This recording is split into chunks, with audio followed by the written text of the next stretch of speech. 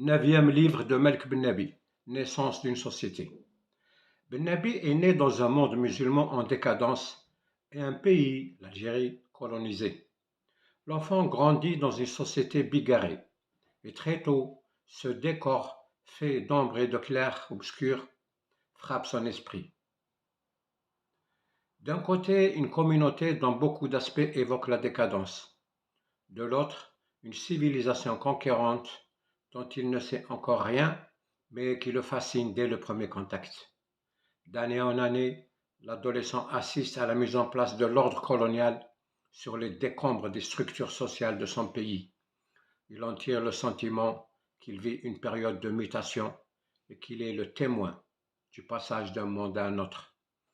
La comparaison des deux sociétés, régies par des valeurs différentes, le contenu des deux enseignements aux antipodes l'un de l'autre, qu'il reçoit à l'école primaire puis à la madrasa. Les lectures qui apportent les premières réponses à des interrogations brûlantes. Tout cela fixe dans son esprit les centres d'intérêt qui vont déterminer sa vocation intellectuelle.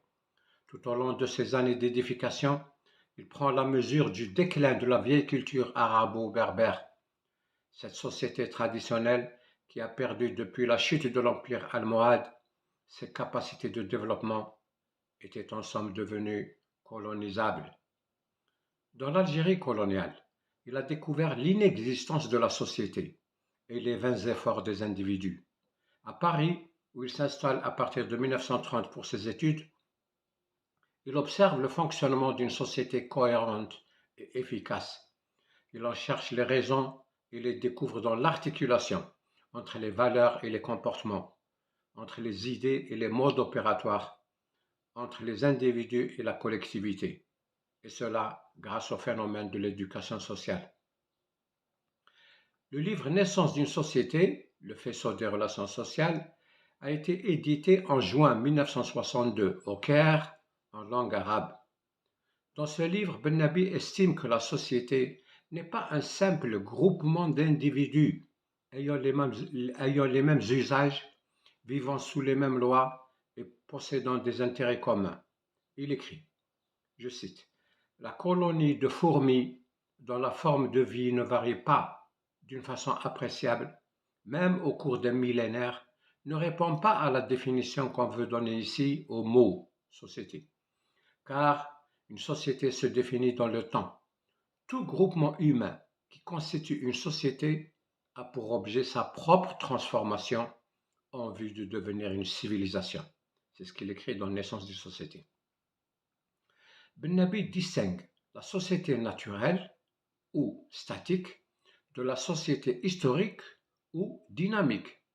Et il note, je cite, la société statique ne modifie pas d'une façon sensible les caractères qui définissent son identité depuis ses origines. Fin de citation. Alors que la société dynamique, continue-t-il, naît dans des conditions initiales données, mais modifie par la suite ses caractères d'origine. Pour lui, la nature fait l'espèce humaine et l'histoire fait la société humaine. Et il note, l'une a pour fin sa simple conservation, tandis que l'autre fixe sa finalité dans la direction du progrès vers une forme d'existence supérieure qu'on appelle civilisation. Un groupement humain prend le caractère de société quand il se met en mouvement, c'est-à-dire quand il entreprend sa transformation en vue d'une finalité. Ce moment correspond historiquement à l'éclosion d'une société, d'une civilisation.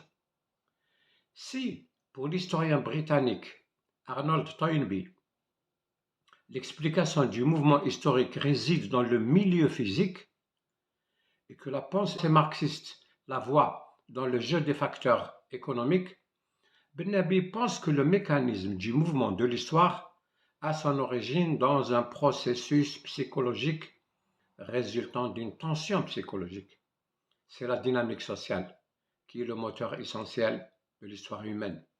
Un milieu humain est doué d'inertie comme un milieu de matière. Lorsqu'il se met en mouvement, note Ben Nabi, cela veut dire qu'une cause initiale a vaincu l'inertie originelle en transformant toutes les données statiques du milieu en valeurs dynamiques. Fin de citation. Les civilisations ne se sont pas formées naturellement. Quelque chose a brusquement réveillé et motivé l'âme des hommes, les a dynamisés et poussés vers des buts déterminés. La cause initiale n'a rien à voir avec la qualité des terres ou les moyens économiques. Pour Ben Nabi, le pouvoir créateur provient nécessairement d'une source psychique. C'est un phénomène énergétique. Le premier acte historique d'une société à sa naissance, pour Ben Nabi, est l'établissement de son réseau des relations sociales.